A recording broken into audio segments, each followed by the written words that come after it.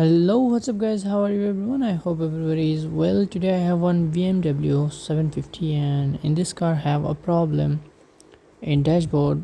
There is warning light drivetrain fault. See this one. So today I will show you how you can solve this problem. Okay, if your car has same drivetrain fault and your car vibration like this, then I will show you what you need to do.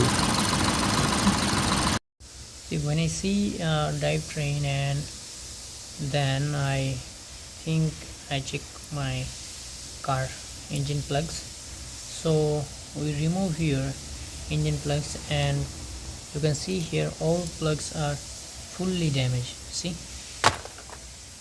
long time I think customer did not replace those plugs. See, fully damaged plugs. Then I replace original plugs from company, and then my car is now perfect.